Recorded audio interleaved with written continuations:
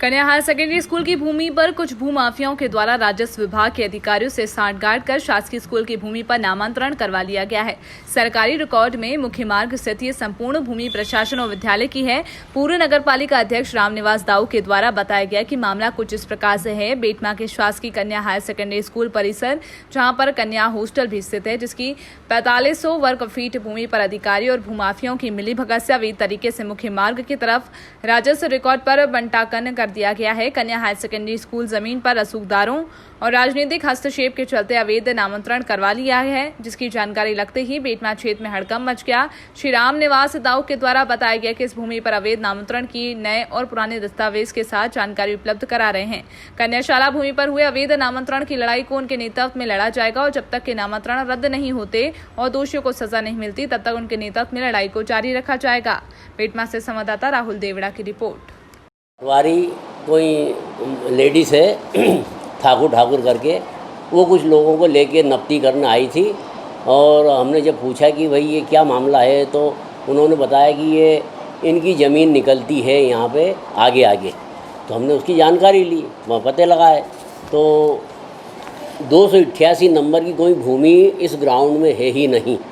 288 number जो है school ground के पीछे इधर उत्तर दिशा में है, उधर 288/3 नंबर का कोई ज़मीन थी जो वो बेच चुके, जो अभी कब्जा करने आए हैं।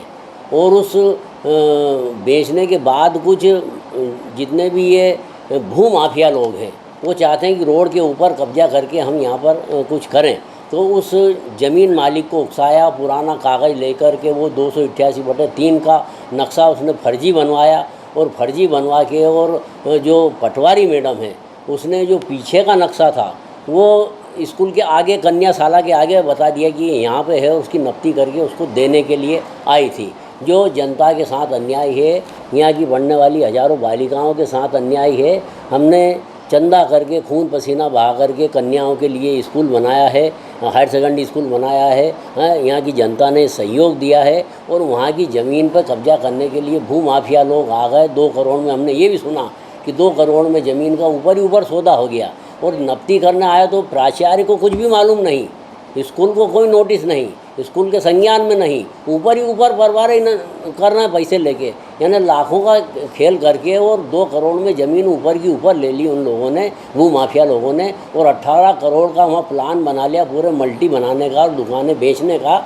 हम लोगों को मालूम पड़ा था, हम लड़ाई करने यहाँ पे आए, और अगर 1 इंच भी ज़मीन जाती है तो हमें अगर हमारी जान भी देना पड़े तो हम हमारी जान देंगे, क्योंकि यहाँ के विद्यार्थी परिषद के लोग, यहाँ के विश्व हिंदू परिषद के लोग, भारतीय जनता पार्टी और जितने भी नगर के लोग हैं, सारी पार्टियों के, सारी जाति के, वो सब स्कूल के लिए तैयार है लड़ने के लिए। अगर कोई कब्जा करने यहाँ पर आया तो वो साबुत बच के नहीं जाएगा। 353 की कार्रवाई या 302 की कार्रवाई अगर हम पे होती है तो हमारे लिए सौभाग्य की बात है कि हम वो करवा लेंगे, हमारे ऊपर जमानत करवा लेंगे। बाकी स्कूल की ज़मीन हम नहीं जाने देंगे, भू माफियाओं को ये यहाँ पे कब्जा नहीं होने देंगे। हमने कलेक्टर, कमिश्नर और सभी लोगों के इस बारे में चेतावनी दे दी है, और उन लोगों ने हमसे, अधिकारियों ने कहा है कि हाँ ये फर्जी मामला, संबंधित सभी राजस्व अधिकारियों का ट्रांसफ़र उन्होंने करने का आश्वासन हमें दिया है और लगभग ट्रांसफ़र उनके हो चुके हैं। लेकिन हम यहाँ पे आखिरी तक मौजूद रहेंगे। अगर कोई भी यहाँ पे आया तो हम उसकी, इस भूमि की रक्षा करेंगे, बच्चियों की रक्षा करेंगे, और यहाँ जो स्टाफ है उसकी भी हम सुरक्षा को भी हमने कह दिया कि कुछ भी अगर आप पे आँच आई तो आप हमसे कह दें। छात्रावास जो कि इंदौर रोड पर स्थित है, वहाँ पर अभी मेरी जानकारी में 2-3 रोज़ से, पिछले 2-3 दिनों से आया, जिसको कि हमारे नगर परिषद के पूर्व अध्यक्ष रामनिवास जी दाऊ ने बताया, और फिर मैंने उसके सब पेपर और ये सब डॉक्यूमेंट्स निकला है, क्योंकि इसमें हम पिछली बार इसको 3 साल पहले हम इसमें न्यायालय में इसका केस लड़े, और न्यायालय में केस लड़कर हाई कोर्ट तक, और हाई कोर्ट से डबल बेंच तक हम इसमें अतिक्रमण हटाने के लिए प्रशासन के सहयोग से लड़े। उसमें जब मेहता जी एसडीएम थे और यहाँ पर राठौर साहब, अनिल सिंह जी राठौर एसडीओ भी थे, उस ज़माने में हम लोगों ने यहाँ पर स्कूल के सामने अतिक्रमण था, वो अतिक्रमण हटाया। उसके अंदर एक पुलिस के जवान को पत्थर भी लगा था कान पर, उसमें 307 का प्रकरण भी कुछ लोगों पे दर्ज हुआ था, वो आज तक न्यायालय में विचार नहीं है प्रकरण। और इस मामले में 288/3 का जो आप बता रहे हैं, मुझे इसमें कुछ पिछले सरकार के जनप्रतिनिधि और उनके प्रतिनिधि और साथ ही उनके कार्यकर्तागण और इसी के साथ जो है कुछ शासकीय अधिकारियों की भी मुझे इसमें संदिग्ध भूमिका लगती है कि इसके अंदर सब लोगों ने मिलकर इसको पिछले 1-1.5 वर्ष से इस भूमि पे अमली जामा पहनाने की कोशिश कर रहे थे। कोई ऐसा नहीं है कि 288/3 क्रमांक कोई महीने 2 महीने के अंदर डल गया, क्योंकि जब ये इसमें शासकीय स्कूल छात्रावास स्कूल में जो ये 288/3 बटांकन नंबर पटवारी के माध्यम से और तहसीलदार साहब के माध्यम से इसको डाला गया, तो ये कोई आज या कल में नहीं, इसको 1-1.5 वर्ष से इसकी तैयारी चल रही थी। और वहाँ पर करोड़ों की ज़मीन कुछ भूमि माफियाओं को दिख रही है। इसमें कुछ पिछली सरकार के भूमि माफिया और जनप्रतिनिधि भी इसमें सक्रिय थे। इसी कारण इसमें 200 में साक्ष्य के साथ ये आरोप लगाना चाहता हूँ कि पिछली सरकार के ही जनप्रतिनिधि ने इस चीज़ को अमली जामा पहनाया है। जो अभी मेरी संज्ञान में दाऊ जी ने मुझे बताया कि इस तरह का कुछ विवाद हुआ है। ये जो ज़मीन है वो पूरी विद्यालय की ज़मीन है और इसके ऊपर एक पुराना 100 साल पुराना भवन भी था विद्यालय का ही, जो जर्जर अवस्था में गिर चुका था। उस पर पहले कुछ लोगों ने कब्जा कर रखा था, इसलिए वो पूरा का पूरा टूट के ख़राब हो गया था। तो वहाँ पर सरकार की तरफ से नया हॉस्टल बनने का और 5 कमरे स्वीकृत भी हुए, तो उसी की कार्रवाई इस पर चल रही थी।